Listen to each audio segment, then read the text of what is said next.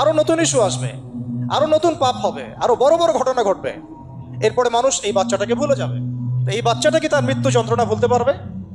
তার সম্মানহানি ভুলতে পারবে? তার পিতামাতাকে ভুলতে পারবে? এখন প্রশ্ন হচ্ছে, তার পিতাকেও যদি আমরা জিজ্ঞাসা করি, ইসলামে রেপের শাস্তি হচ্ছে মৃত্যুদণ্ড, আর ব্যভিচারের শাস্তি হচ্ছে অর্ধেক কোমর পর্যন্ত পুঁতে পাথর নিক্ষেপ করে হত্যা করা।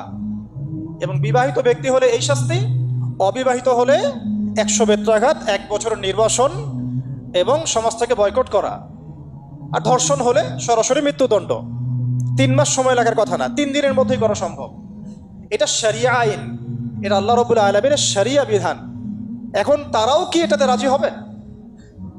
যারা শোক প্রকাশ করছেন তারা কি এই বিধানটা কার্যকর করতে রাজি হবেন? যে ধর্ষককে সবার সামনে প্রকাশ্যে মৃত্যুদণ্ড দেওয়া হোক, শরিয়া আইন কার্যকর করা হোক?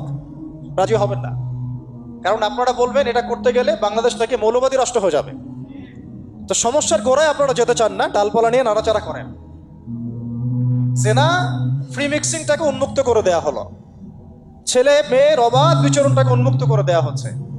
একটা চরম ক্ষুধার্ত মানুষদের সামনে যদি আপনি খাবারকে উন্মুক্ত করে রাখেন, এরপরে যদি কেউ জোর করে খাবার খেয়েও ফেলে, শুধু কি আপনি খাদকের দোষ দিবেন?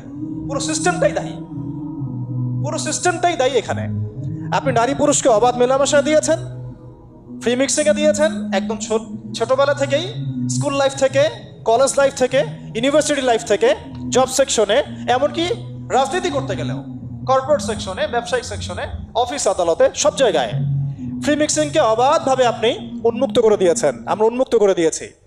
এর উপরে ছড়িয়ে দিয়েছি পর্নোগ্রাফি। পর্নোগ্রাফি সবার ফোনে ফোনে। পর্নোগ্রাফি দেখতে থাকলে একটা মানুষ বাচ্চাকে না, কয়েকদিন পরে পশুর সাথেও জেনা করতে পারে। যদি সামনে দেখেন যে মানুষ পশুর সাথে জেনা করেছে, আপনারা অবাক হতে পারেন, আমি অবাক হব না।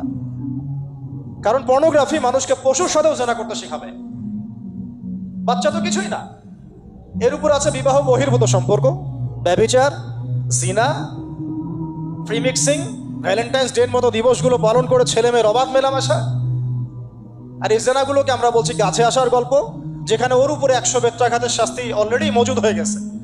আর কতগুলো যে জেনা হয়েছে এটা তো আল্লাহ পাক ভালো জানেন। একটা দুইটা তো করে নাই, একটার পর একটা চেঞ্জ করেছে। বিবাহিত ব্যক্তি পর্যন্ত অন্যের স্ত্রীর সাথে জেনা করেছে।